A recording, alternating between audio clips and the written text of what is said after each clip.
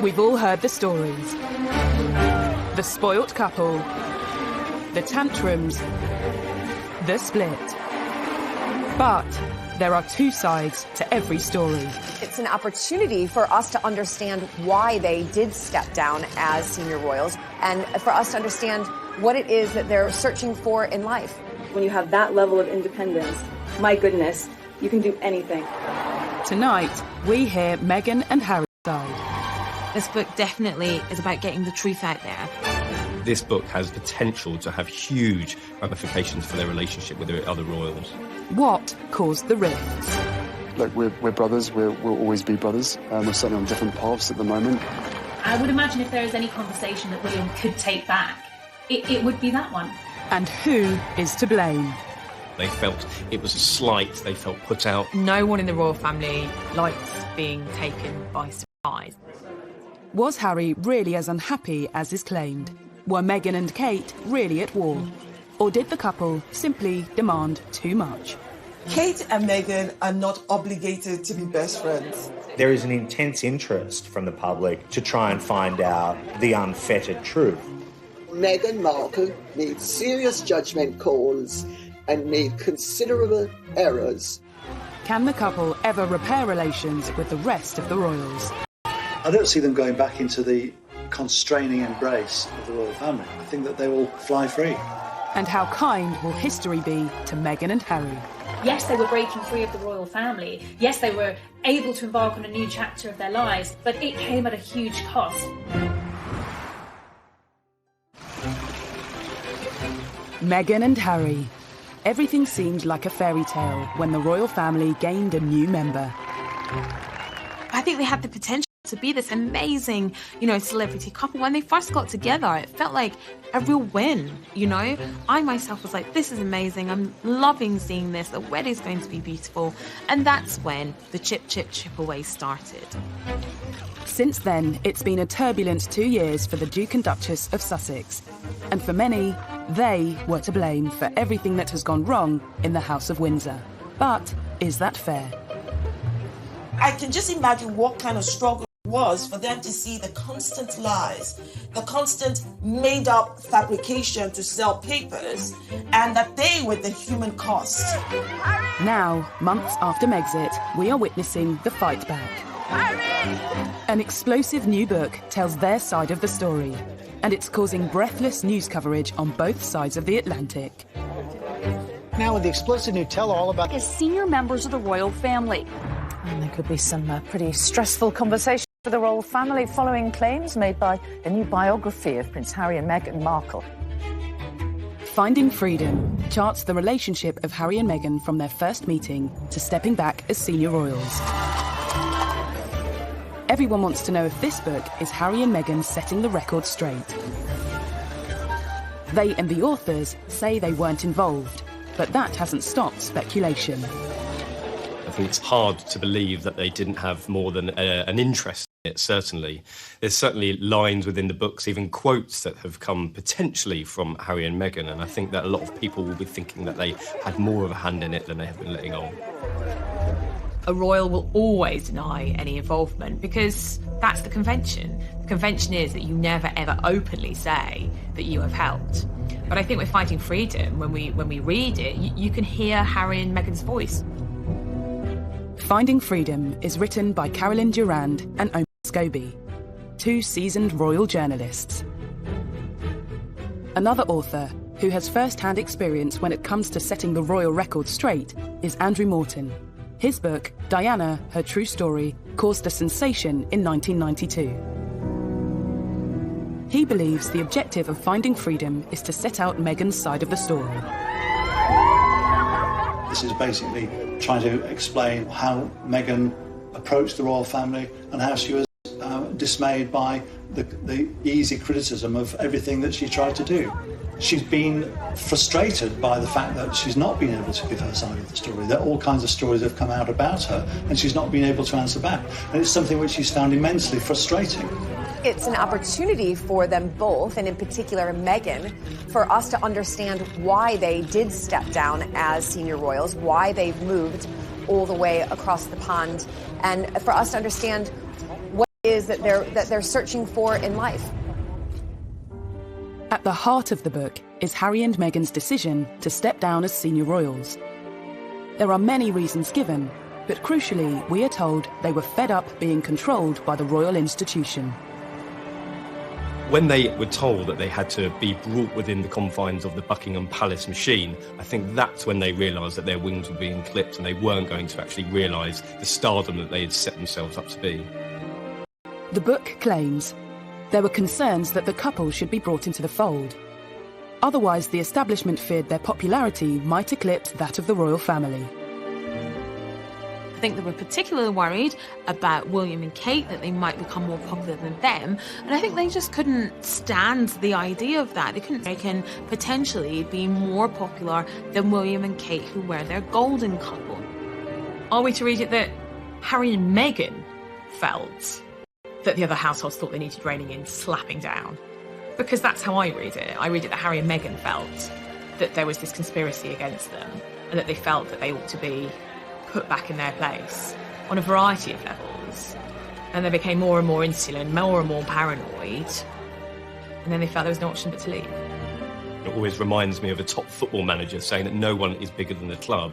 And I think that analogy is very, very true here, that they weren't bigger than the institution. And certainly the men in grey suits that they believe were stalking the corridors trying to clip their wings might have been an invention in their own heads rather than actually what was going on.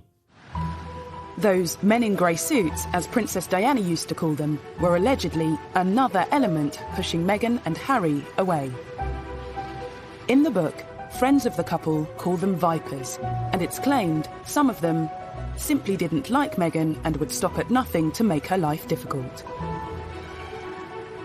One of the suggestions in the book is that the courtiers, or the vipers as Harry and Meghan apparently refer to them, were out to get them, that they didn't like Meghan from the outset.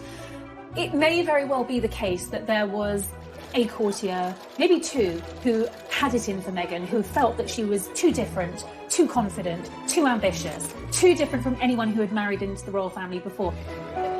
Meghan's differences led friends to call her Duchess Different, a play on the often repeated claims she was known as Duchess Difficult inside palace walls. I think calling Meghan Duchess Different is very telling, and it shows the gap between the old ways and the new ways. We can appreciate the value that both represent and celebrate the difference rather than try to, push it down or make it look like it's something bad. As Meghan and Harry's relationship with each other worsened, their relationship with the palace and the rest of the royal family seems to have soured.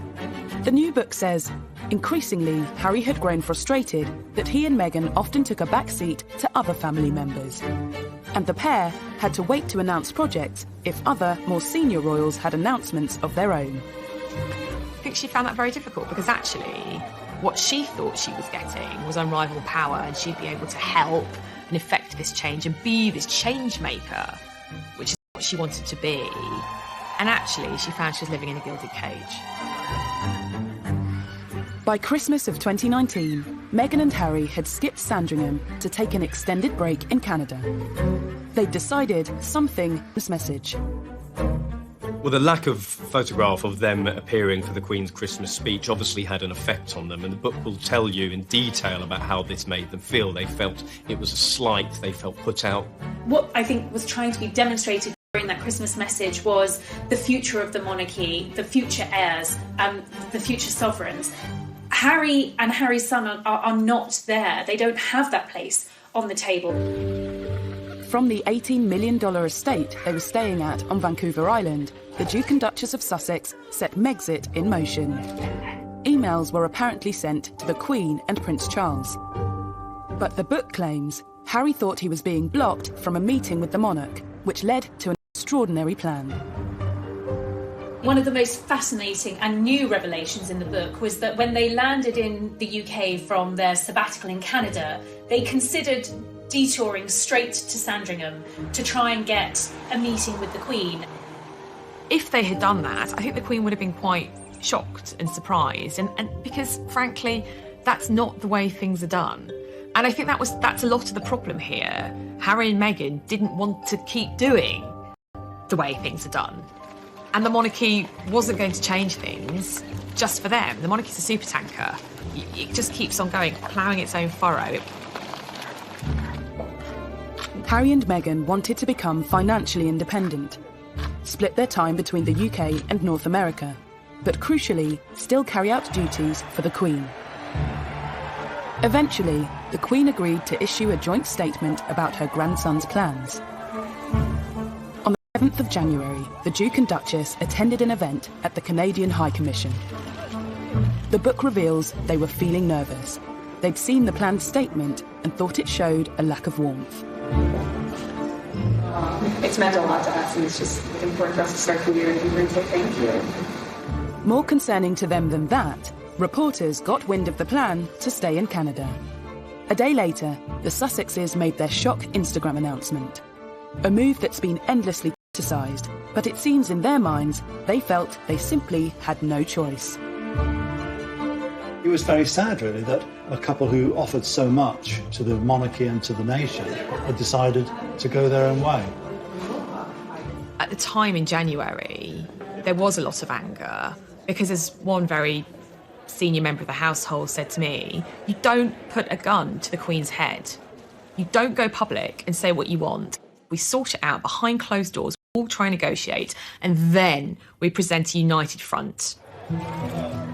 As well as their announcement, Meghan and Harry simultaneously launched their without discussing it first, left the Queen and the Duke of Edinburgh devastated. The issue of them creating this Sussex Royal brand and Sussex Royal website was a huge, huge problem for the royal family, because if they were going to go into the corporate world and start marketing themselves for big, big sums of cash, that was going to be the problem, that the Queen and senior royals couldn't have them marketing themselves as royal whilst earning money on their own personal terms. Crisis talks were needed, and on the 13th of January, Harry met the Queen, Charles and William at the famous Sandringham Summit. Yes, they were breaking free of the royal family. Yes, they were able to embark on a new chapter of their lives, but it came at a huge cost. Especially for Harry. He had to give up his military role. Finding freedom gives an insight into Meghan's feelings. It was so unnecessary, Meghan later told a friend. And it's not just taking something away from him, it's also that entire military veteran community. You can see how much he means to them too. So why? Harry has had to give up everything. He's giving up his family, his home, his country, everything he's ever known, and those military titles, which, and Meghan's right, they meant so much to him. And what about what Meghan has had to give up? Finding freedom claims Meghan told a friend, "I gave up my entire life for this family. I was willing to do whatever it takes, but here we are. It's very sad." Even so, it's said courtiers and some family blame Meghan for Megxit. This girl who fell in love with a boy who happened to be part of the royal family, and she gave up her whole career to move over here to, of course, follow tradition and ritual, marrying into the royal family, and she literally couldn't win. And she basically gave up a part of herself, because that is what would have been expected of Meghan, expected of Kate, the Duchess of Cambridge. And they all did that out of love for their spouses and out of respect for the institution. These new revelations tell a story of just how unhappy Harry and Meghan were with their royal life and how they felt forced into leaving. But the new book also gives us a new insight into Harry and William's relationship. William potentially saying to Harry, listen, take your time to get to know this girl. Don't be blindsided by lust. Don't rush into anything. I would imagine if there is any conversation that William probably could take back, it would be that one.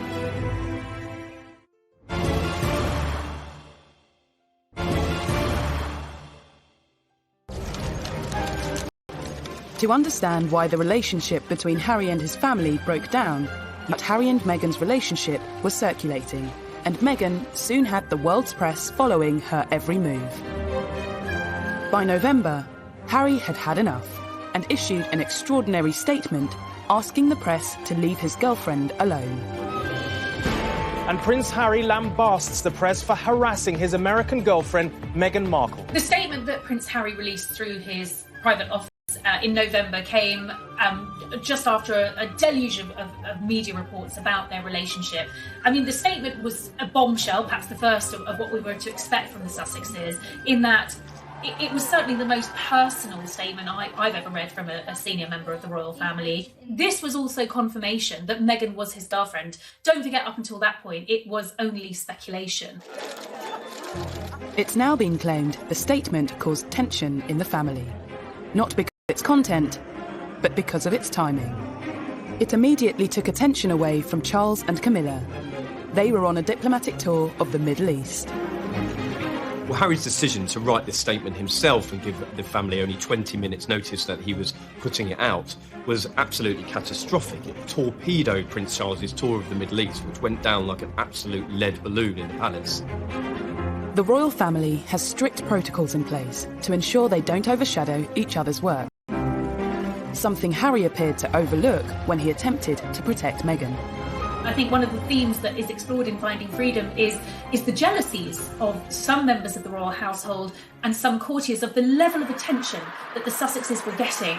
You know, there was a point when Charles and Camilla weren't even getting a look in. You know, all the tabloids wanted to run was stories about Meghan and Harry, and that became a problem. And I think there's definitely some truth in the fact that Charles at times has felt a bit jealous, maybe, of his son's public profile, because for a long time William and Harry were getting really, really positive publicity, and Charles, of course, had dreadful publicity. Harry's statement caused shockwaves in the palace and allegedly upset the Prince of Wales. But looking back, this wasn't the first time Harry had come out in vocal defence of his girlfriends. In 2005, whilst dating Chelsea Davy, he gave a frank interview to mark his 21st birthday. I suppose that is the media in general. There's truth and there's lies, and unfortunately I can't get the truth across because I don't have my own column in the paper, which I'm thinking about getting. It does irritate me because obviously I get to see how upset she gets, and I know the real her. I don't think Harry's changed an awful lot over the years. He's become far more considered and far more aware of what's going on in the world. At the same time, this hostility to the mass media and to photographers and the paparazzi in particular hasn't changed one jot, to the point where he has, in his own mind, more control over his life. Less than a year after the statement, there was another incident, this time between Harry and William. Finding Freedom details a conversation that supposedly took place just before Harry proposed to Meghan. William is quoted as saying, "Don't feel you need to rush this. Take as much time as you need to get to know this girl." A source claims William didn't want his brother to be blindsided by lust. The book goes on to say, Harry could see through William's words. He was being a snob. I think that there was a great misunderstanding in that moment. That was, I believe, intended from a genuinely good place, a place of brotherly love and just wanting Harry to be absolutely sure, given the speed that this relationship had moved at, that he wasn't rushing into things. Harry, who was clearly sensitive and I think aware of some of the sniping in the corridors of power about Meghan, just took this deeply personal and the wrong way. And I would imagine if there is any conversation that William probably could take back, it would be that one. I think William was just trying to look out for his younger brother. Now, maybe it goes to the heart of their relationship, and Harry was frankly fed up with playing third wheel, effectively, to William, Kate and Harry. I mean, sometimes when the three of them did jobs together, I'd go and watch them, and it did feel a bit sorry for Harry. You know, Kate and William were always first because, you know, in the line of succession, William's always first, and Harry was always slightly trailing behind. So did William ever really accept Meghan? Rumours of a rift refused to go away. During Christmas of 2018, William appeared to ignore Meghan outside church. The following Easter, another incident, on the Queen's 93rd birthday. The footage appeared to show the brothers avoiding each other. Is there petty jealousy? Yes, because I think there is between any family. Show me any family in the world where there's not jockeying for position, or one sibling doesn't think, oh, you know, that's the sibling shouldn't have that, or etc. That is family. That is the human condition. I do think this is War of the Waleses Part 2, but this is also the British royal family. This is what they do. They argue, they fall out, and then we make a drama out of it. But for some, Harry and William's fallout is far more serious. This was a devastating blow to the British people and indeed members of the Commonwealth, because they have looked to William and Harry as being the successors. So to see a divide between those really did tear at the very fabric of the British public's relationship with the royal family. Has much experience being the same? Well, bear in mind I cook him and feed him basically every day. I think he's done rather well. You told us the other week that he did all the washing up. He does do a bit of the washing up, then he leaves most of it in the sink and then it comes back in the morning and I have to wash it up. Oh, the lies. Lies. I think the difference between William and Harry has a lot to do with succession in the royal family. William knows that at one day he will become king. Harry knew that the reality of that was very, very unlikely that he would ever sit on the throne. So in many ways, he lived a life free of those shackles. He was the rogue and renegade prince. And there was nothing wrong with that in Harry's eyes. And seemingly there was nothing wrong with that in the House of Windsor's eyes either, because it made him more relatable and it also modernised the monarchy. Tension between the brothers was confirmed by Harry himself during a bombshell interview with Tom Bradby. There's been a lot of talk in the press about rifts with your brother. How much of that is true? Look, we're brothers. We'll always be brothers. We're certainly on different paths at the moment, but I will always be there for him, and as I know he'll always be there for me. We don't see each other as much as we used to, but it's just, as I said, as brothers, you have good days, you have bad days. I think now that we have the book coming out and what we've read from Finding Freedom really does solidify what Harry was talking about in the Tom Bradby interview when he said that there's good days and bad days. The book is telling us literally in black and white, or will tell us in black and white, what those good days and what those bad days were. Not only is it alleged that William wasn't as accepting of Meghan as Harry would have liked, it's also claimed she wasn't warmly welcomed within the palace. One senior royal referred to the American actress as Harry's showgirl. Another told an aide she comes with a lot of baggage. And a high-ranking courtier was overheard telling a colleague, "There's just something about her I don't trust." It is alleged that a senior member of the royal family referred to Meghan as Harry's showgirl. We don't know which senior member of the royal family this is. According to another source, a courtier said that she came with a lot of baggage. And to a degree, Meghan did come with baggage. She wasn't the virgin bride marrying into the royal family. I think it was celebrated that she was from a dual heritage. She had a black mother, a white father. There's great excitement about the fact that she was akin to a Hollywood movie star, not A-list, but still famous in her own right. Meghan was a senior royal for, an incredibly short time. And I think if we look back at that short time, she was almost immediately hounded by the British tabloid article about Meghan. That was rather ruthless, to be honest. Now, with thousands of miles separating Meghan from the palace and Harry from her brother, it remains to be seen if Harry and William's relationship can ever be the same again. I definitely think the dust needs to settle, and it may not happen next week or the next weekend or the one after that, but there's definitely a way back from this, and their relationship can be repaired. The irony about this book, in many ways, is that the brothers were just getting to a stage in their relationship where they were on a more even keel. I was told that communication had resumed between the brothers. We don't know whether they've spoken in light of the excerpts from this book, but one can only imagine that this has done nothing to improve relations that were strained in the beginning and at this stage must seem pretty beyond repair. Finding Freedom not only claims to know what happened behind the scenes with Harry and William, but sheds a light on the rumours of duchesses at war. I think there was a lot of excitement that Kate and Meghan would have become best buddies. However, when you look at it on the face of it, they were very, very different women from very different backgrounds. They were already going to have very different roles with the institution. And I think the pictures of them laughing and joking at Wimbledon were probably the best it was ever going to get.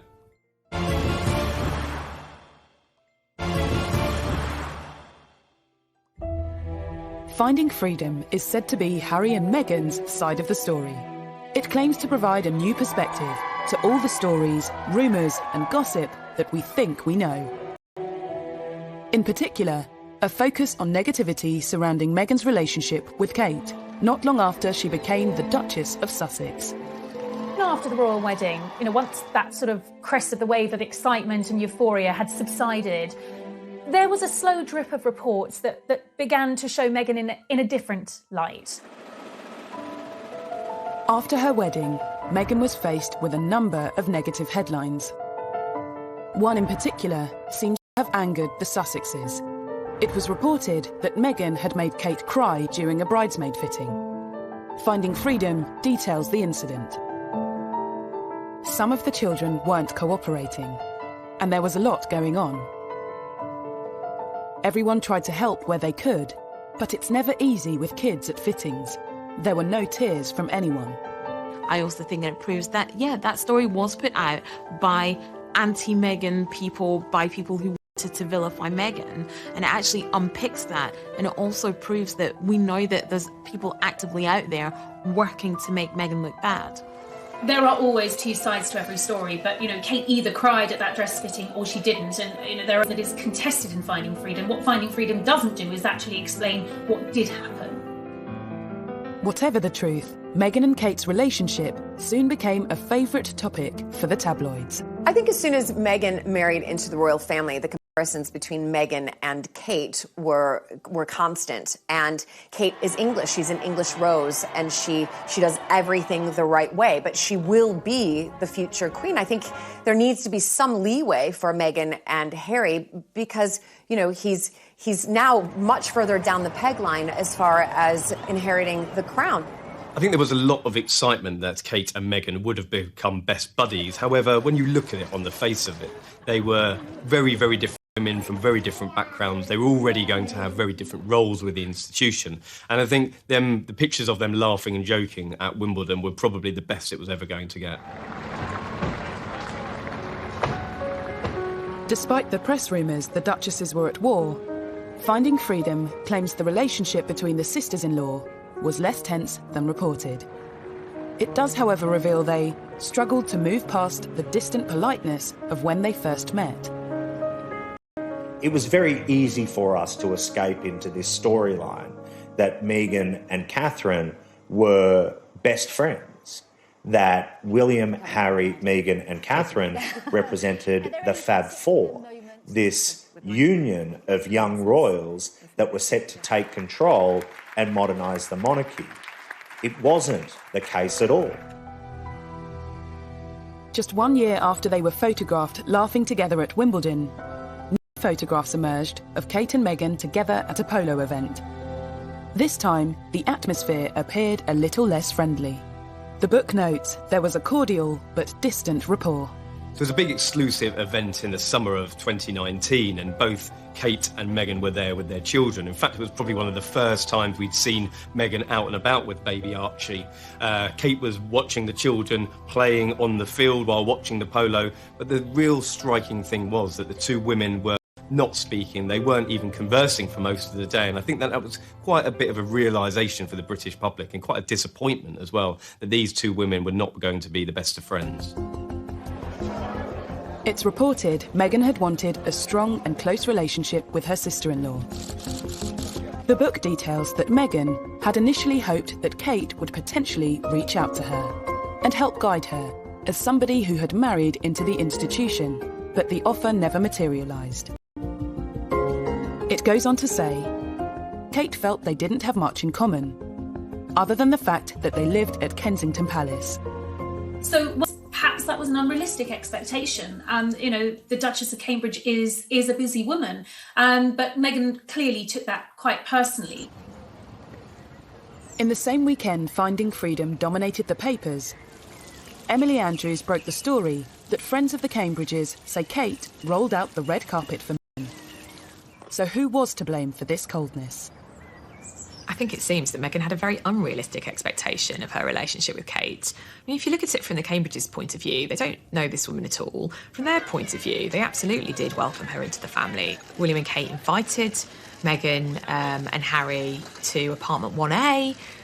Kate met Meghan pretty early on in the relationship, and I think from William and Kate's point of view, they did try and help as much as possible. But they were at a very different stage of life. Kate, very With friends of William and Kate refuting stories from Finding Freedom, the public is once again presented with two sides of the story, unsure which side is telling the truth. By the time Harry and Meghan's final royal engagement came around in March of this year, the tension was clear for everyone to see. At the Commonwealth event, Meghan appeared to wave to Kate, but the gesture wasn't acknowledged. I was sitting behind William and Kate and Meghan and Harry a few rows back with other members of the press at that service, and there was absolutely a tension between the two couples.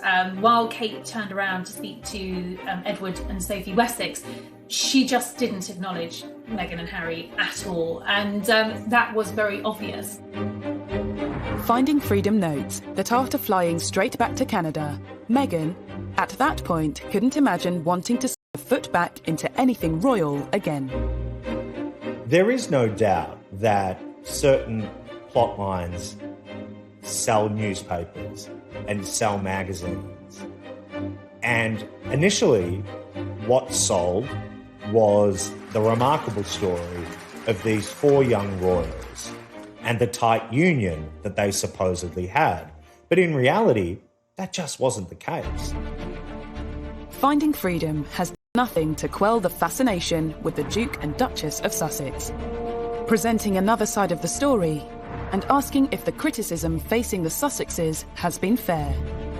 The whole story about Meghan wanting, the chapel for a wedding to smell a certain way, and then people find out that Kate wanted the exact same thing, but Kate is not being crucified for that, however Meghan is. That just highlights again that this toxicity against Meghan is coming from a very deep place of bias. Might arguably tell the story from Harry and Meghan's side, but it's not the only book about them to hit the shelves this summer. It's the hot cakes right now. It's almost as though people think that this is the next version of The Crown from Netflix. I think that there is a battle at the moment amongst authors to try and tell or answer the unanswered questions as to what led to the split. It's a fine line of who knows what and who actually to be able to trust when all these books are coming out all at once. Many well-covered tales about the Sussexes feature in books by Lady Colin Campbell and journalists Dylan Howard and Andy Tillett.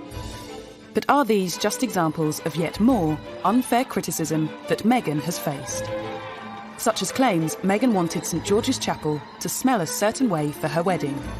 A story she was ridiculed for in the press, despite Kate wanting the same thing at her wedding in Westminster Abbey. The whole story about Meghan wanting, the chapel for a wedding to smell a certain way, and then people find out that Kate wanted the exact same thing, but Kate is not being crucified for that, however Meghan is. That just highlights again that this toxicity against Meghan is coming from a very deep place of bias. Westminster Abbey is not the same thing as St George's Chapel. I've actually been to events at both. And I have to tell you, St George's Chapel does not smell musty. It smells of beeswax, which is what the furniture is waxed down with. Maybe Meghan had never smelt beeswax before in her life. Lady Colin Campbell's book addresses another infamous story. The claim Meghan clashed with the Queen over her choice of tiara for her wedding. But Finding Freedom says there was no clash. Each story has been corroborated by at least 2 sources, and they spoke to over 100 sources for the book. People don't want to believe that. They want to think only Harry and Meghan will say that, and they are lying. Instead, the book says it was Harry who had reservations, that the Queen's dressmaker, Angela Kelly, was intentionally delaying the process of Meghan selecting her wedding day tiara.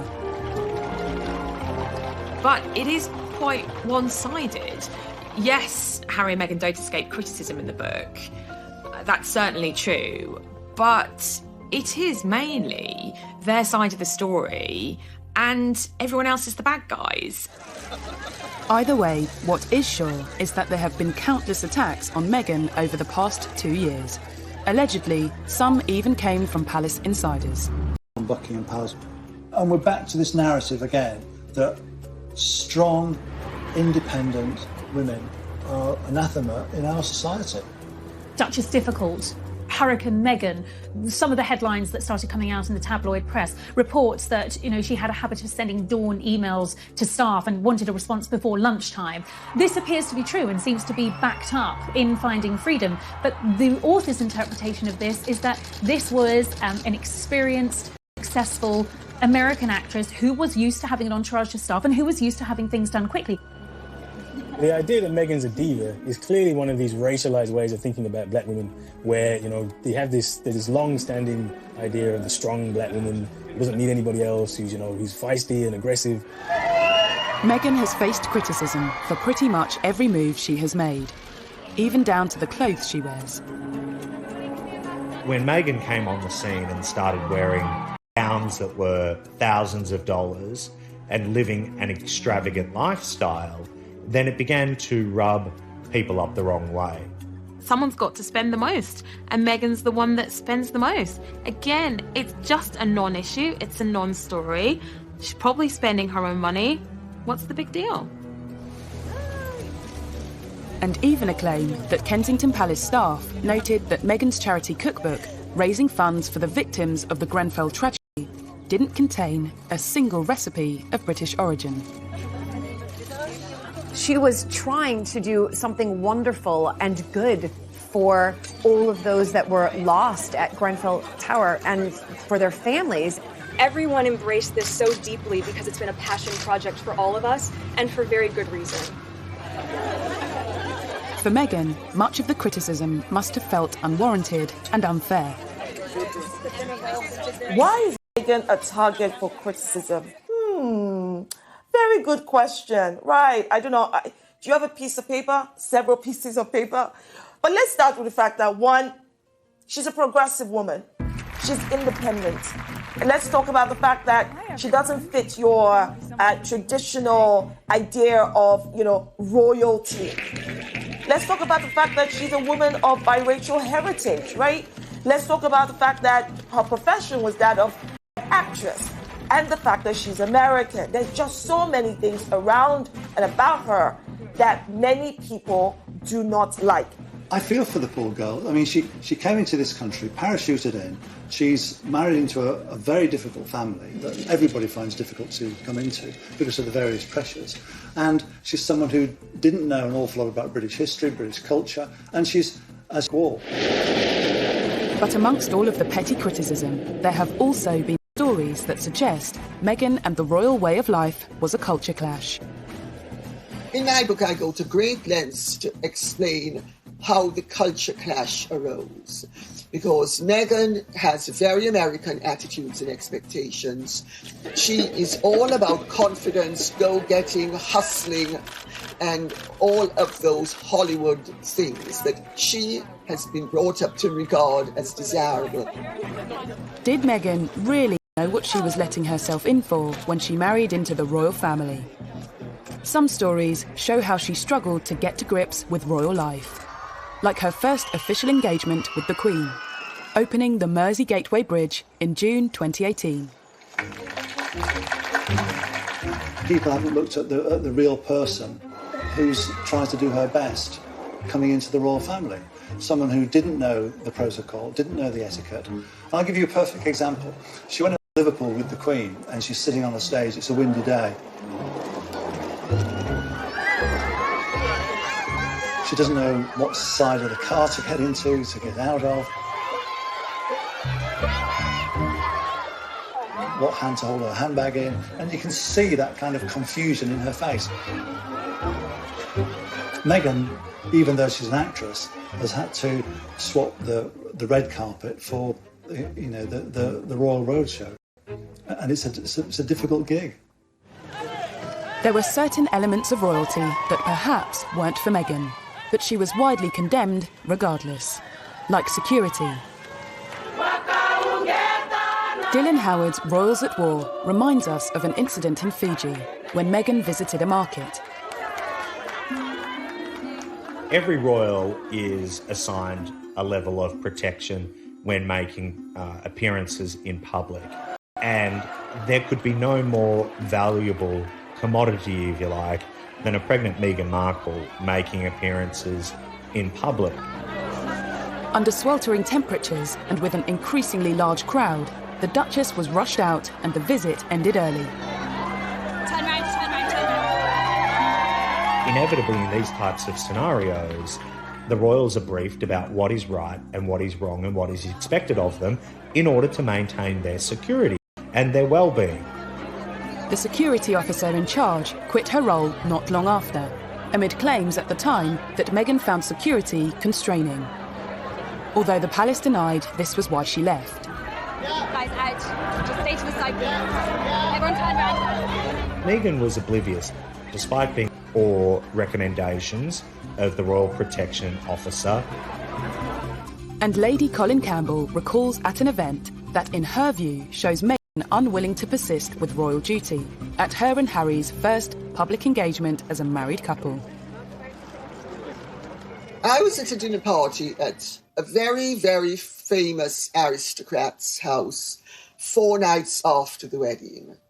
And this person has impeccable court connections. At a garden party to celebrate Prince Charles's 70th birthday and all of his charity connections, there had been this garden party at Buckingham Palace, and Harry and Meghan were there. Good afternoon, everybody. And there was much excitement about them being there because, of course, at that time they were the most popular couple in the country. She was a revered figure. People couldn't wait to meet her.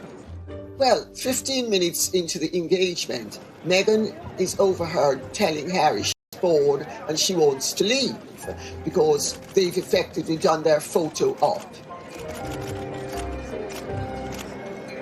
And the person who overheard this was completely gobsmacked.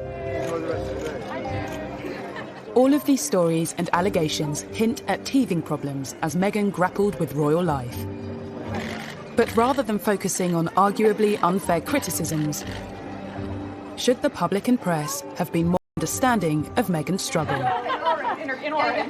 After all, it's something that is very different to what she was used to. That's one of my favorite parts of being there. On the face of it, everybody was very, very excited when Meghan came on the scene. She was hugely successful in her own right. She'd spoken on the world stage on big issues like the UN, human rights, girls' education. I think there was an awful lot of interest and excitement with her coming on the scene. But she definitely wanted to hit the ground running. She'd said that herself. And I think that in certain sections of the palace that was quite difficult because there are certain processes, protocols that had to be followed, and when these two worlds collided there was definitely a clash that couldn't be avoided. There was a culture clash. American divorcee, biracial, actress, woman of substance, 21st century girl from Los Angeles versus the pale, male, stale and very white British monarchy. Yes, we have a woman as our head of state. Yes, we have a woman as our queen. But it is still an old-fashioned institution. It's done in tradition is all, duty is all. And that's not very woke or 21st century. Coming up. That age-old mantra, which has stood the royals in very good stead, never complain, never explain. I think most people would say that she absolutely didn't understand that. And now that she and Harry have left, is she getting her voice back? It's been very empowering and inspiring to see and to hear what they've had to say.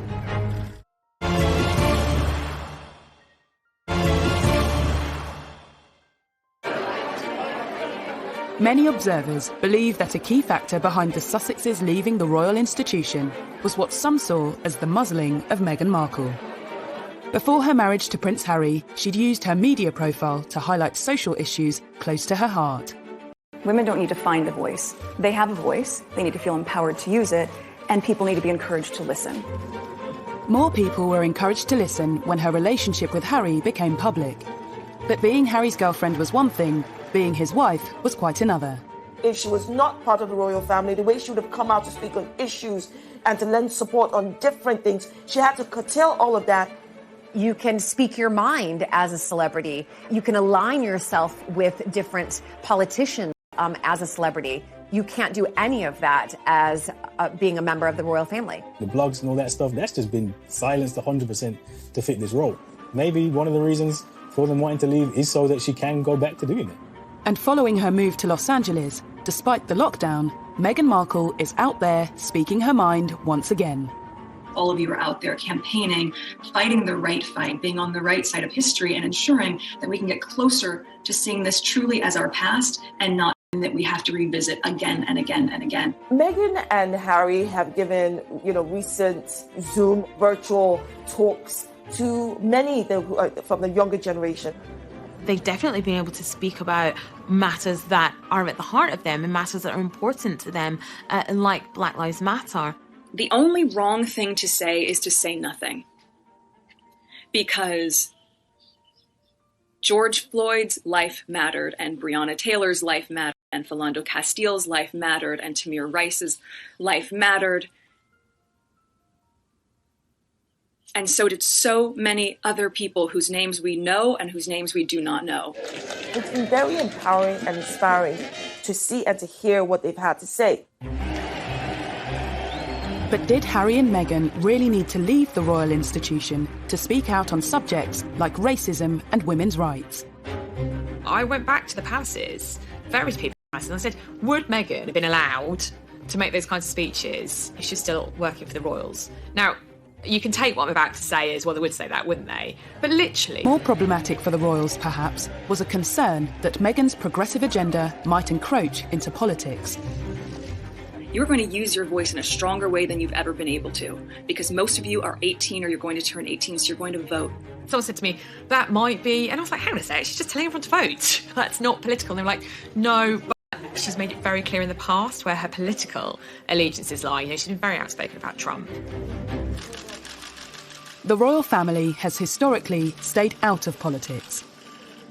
There is an inherent conflict between a member of the British royal family involved in American politics. It just can't work. Before Meghan became pregnant with Archie, they had intended to go to America on tour, but she made it very clear that she wasn't going to see Trump. I'm afraid it doesn't work like that. Clearly she is a woman with very strong political opinions. I think we will probably see and hear more of these now that she is detached from the royal family. As well as freeing her to speak her mind, leaving has allowed Meghan to regain control of her own agenda and to hit out directly at her detractors. Meghan has always liked to control her own publicity. Through her Instagram, very popular Instagram account, her blog, Fatigue, she was used to being able to control the message. I think it's when things have been out of control, that's what she finds frustrating. Believe in what makes you unique, and don't be afraid to do what you know is right, even when it's not popular. Even when it's never been done before. Well, Meghan's choice of language of even when it's not popular, even if it's not been done before, was definitely a pointed reference to their decision to leave the royal family. Even if it scares people, and even if it scares you a little.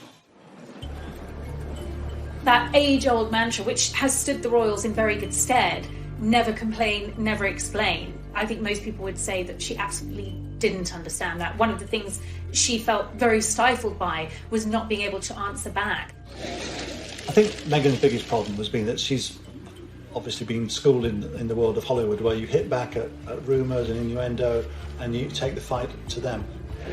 Meghan couldn't grasp the reason why she wasn't able to respond to these. Well, there was so much more at stake than just Meghan Markle.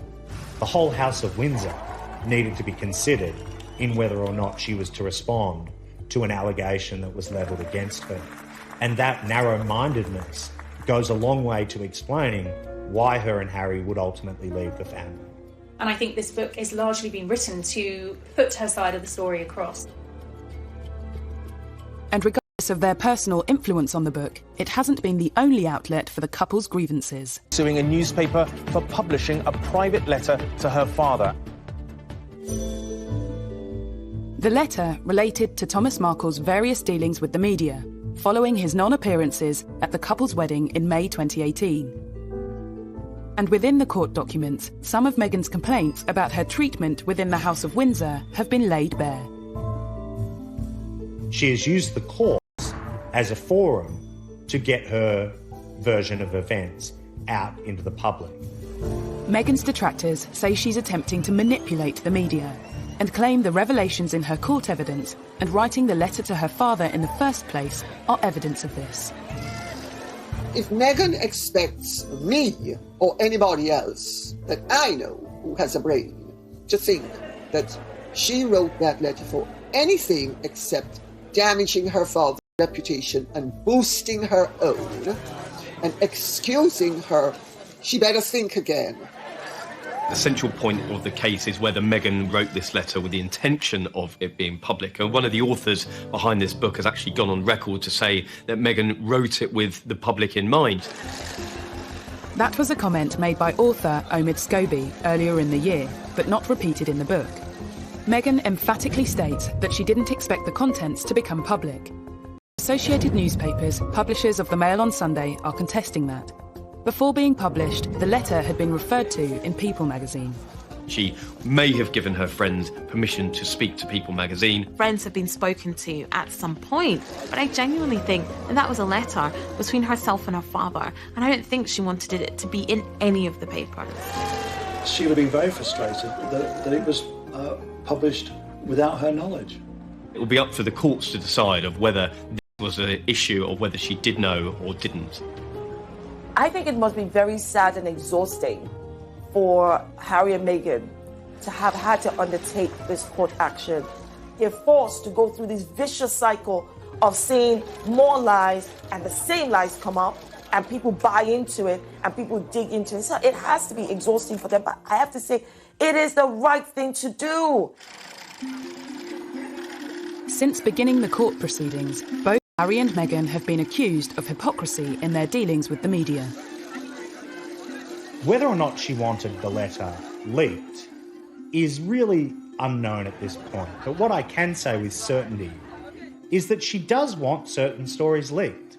In the book Finding Freedom, it says that she worked with the paparazzi. She tipped them off, and she tipped off local journalists because she was trying to further her own profile.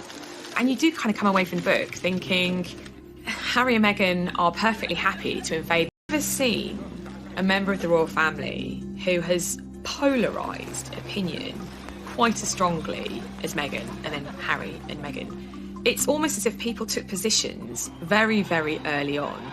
You're either for them or you're against them. But unlike many such debates, there will eventually be winners and losers on at least some of the big questions over Meghan. Is she an attention-seeking hypocrite who was a disruptive influence on the royal family? Or is she a well-meaning and wholly innocent victim of racism, sexism, and the machinery and machinations of the monarchy? It seems that the English courts will play a part in answering that question. If they are to win, they will have won at the expense of dragging the royal family through the mud. So win or lose, in my view, it's a loss. Released from the House of Windsor, have Harry and Meghan really found their freedom? If it was not for COVID-19, we would have seen and heard a lot more from this couple. They are holed up in a rented £18 million mansion. They really need to try and take a bit of time out and maybe realise what they want, what their future looks like.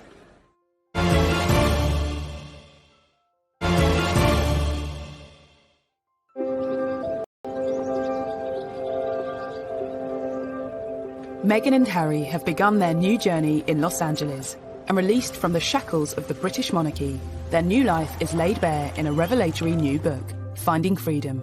But are they? I think moving to LA, to California, they have found a lot of freedom, at least a lot compared to what they were having over here in the UK. It's just different over there. It's more laid back, it's easier, it's a slower pace of life, and I think that's going to be good for the both of them. They really need to try and take a bit of time out and maybe realise what they want, what their future looks like.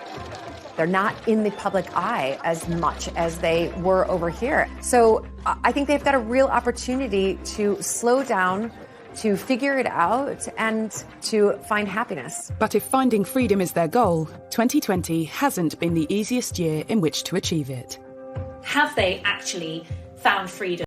Not Not really. No one could have predicted this pandemic, but the reality is that they are holed up in a rented £80 million mansion in Beverly Hills, taking on the paparazzi because they believe they have invaded their privacy by taking pictures of them.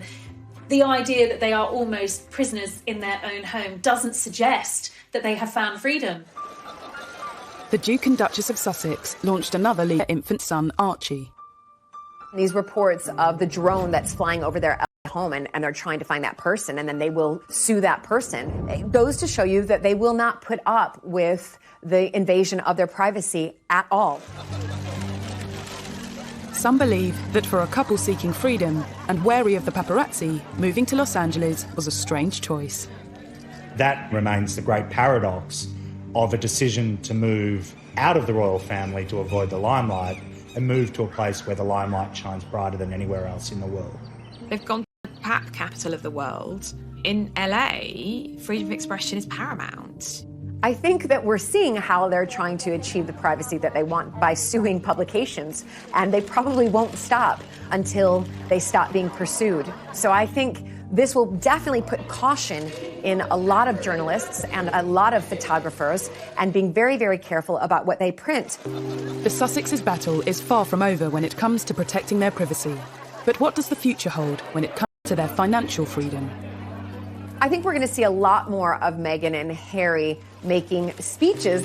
I've been told the Obamas' business model is something that they're very much aspiring to, which could earn them a very lucrative income indeed. I mean, public speaking engagements alone could earn a couple hundreds of thousands of dollars. And I'm quite sure that in California, where they're now based, that there will be all kinds of companies that will want to see them on their boards. And I can well imagine, for example, Meghan going on board of a major international company to look at gender issues. There's much speculation about the path that Meghan will take. But what about Prince Harry? The break from the royal family meant giving up all his military titles, and which took up an awful lot of his time. I think he probably took that quite hard, and I think that was a bit harsh, but I'm hoping that he can continue to work with veterans in some form, perhaps in America, and continue that line of work, because he was genuinely passionate about it. If, as seems likely, Harry has more difficulty than Meghan in acclimatising to this new life, might some kind of return to the royal fold be possible? The Queen gave them this option of the trial period, see how you fare after 12 months and see if it's working for you. Partly through coronavirus and partly through the way they have handled things, what they hoped to achieve is clearly turning out to be more of an uphill struggle than they would have envisaged initially. Who knows? I don't think they know what they're going to be doing between now and next week, much less next year. There were headlines in some of the tabloid press after the serialisation that, there was no way back after Sussex's. I'm not so sure. While I don't think they will go back to a royal role as such, Harry remains, in spite of what's been said and what's happened, deeply loved by his family. Whatever the future might hold for the former royal couple, it seems that for now, a return to the House of Windsor is very far from their minds. I think that they will get it right over there. I hope that they will do exciting and amazing things together, become financially independent, and live a peaceful life, which I suspect is what they both want. I applaud Harry and Meghan for standing up for what they believe and wanting to carve out a life for themselves that makes them happy. That should ultimately be what we all want for them. They've got an opportunity to make a change, to make a difference, and I'm quite sure that they will continue to do that over the next few years, but not under the umbrella of the royal family, but under their own umbrella. In 2018, William, Harry, Kate and Meghan were being hailed as the golden generation who'd build a new 21st century monarchy. In just 2 years, that dream has shattered. How? Finding freedom certainly doesn't have all the answers, but it does reveal the open wounds currently blighting the royal family, and some say rubs salt into them. There are two sides to every story. Which one to believe, that's up to you.